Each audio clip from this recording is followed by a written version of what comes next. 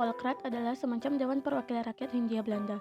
Dewan ini dibentuk pada tanggal 16 Desember 1916 oleh pemerintah Hindia Belanda.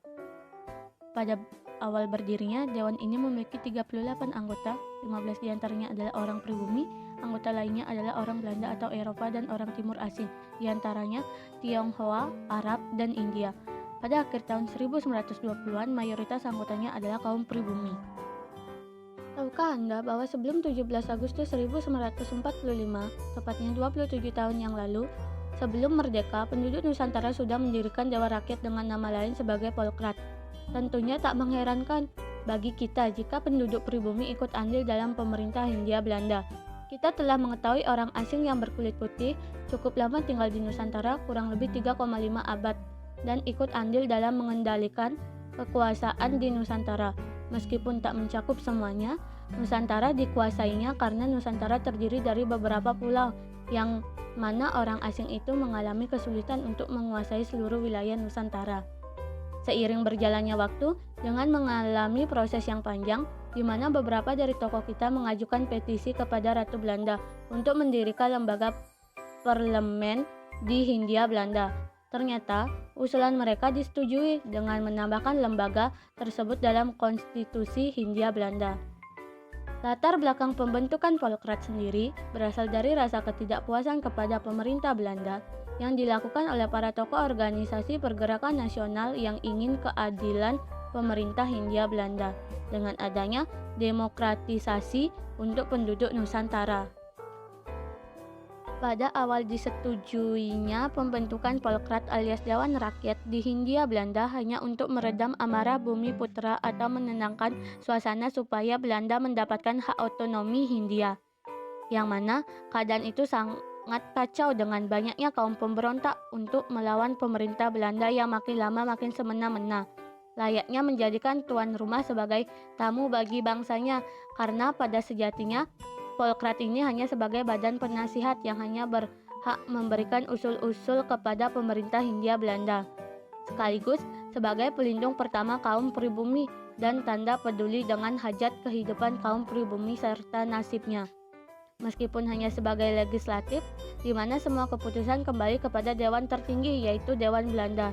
Dewan Perwakilan Rakyat pada zaman kolonial ini berhak mengeluarkan undang-undang dengan dipicu oleh meletusnya PD ke-1 di Eropa pada Agustus 1914. Di sana, Belanda membutuhkan bantuan dari Bumi Putra. Tujuan menyetujuinya pembentukan Volkrat menurut Belanda ini sangatlah berbeda jauh dari kenyataannya.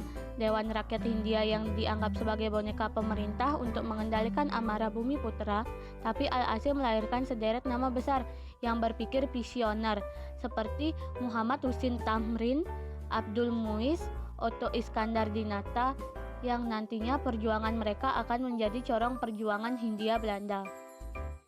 Pada tanggal 5 Agustus 1942, orang Asia itu berhasil menduduki Batavia yang menjadi pusat peradaban bagi Nusantara sendiri.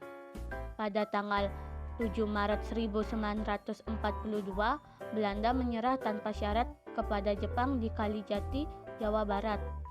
Dengan takluknya Belanda kepada Jepang yang mengakibatkan seluruh perangkat kelembagaan kenegaraan yang diciptakan oleh pemerintah kolonial di Hindia Belanda terhapus, termasuk Volkrat.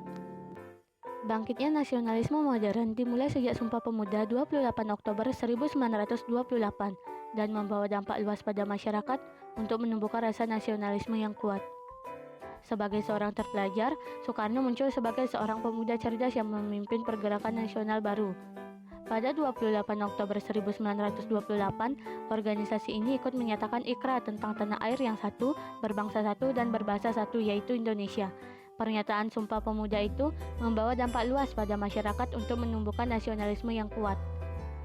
Pengikut Tan Malaka masih terus dapat mempertahankan kerangka struktur yang biasanya dilakukan melalui kontak pribadi di desa-desa atau bekerja sama dengan organisasi-organisasi agama lainnya. Soekarno sebagai pimpinan PNI karena aksi-aksi yang dengan radikal terhadap pemerintah Belanda akhirnya ditangkap dan diadili. Partai di Indonesia pimpinan Soekarno lebih menekankan pada mobilitas massa, sedangkan Hatta dan Syahrir lebih menekankan pada organisasi kader yang akan menentang tekanan pemerintah kolonial Belanda dengan keras dan lebih menanamkan pemahaman ide nasionalisme. Namun demikian, kedua strategis politik itu belum mencapai hal yang maksimal. Kedua organisasi yang didirikan oleh ketiga tokoh itu pun dibubarkan oleh pemerintah kolonial. Kelompok yang berlarian Marsi mendirikan Gerakan Rakyat Indonesia di bawah kepemimpinan Amir Syarifuddin, dan AK Gerindo sebagai partai yang berpaman Marsi lebih menunjukkan sikap anti-kolonialisme, anti-Eropa, dan anti-kapitalisme. Gerindra berada dalam satu arah dengan Parindra, yang dipimpin oleh Tamrin dan sebelumnya oleh Sutomo. Parindra adalah partai politik Indonesia yang paling berpengaruh di Hindia karena keberhasilannya dalam pemilihan di Polkrat. Tamrin kemudian memimpin Front Indonesia Bersatu di dalam Polkrat yang disebut Fraksi Nasional.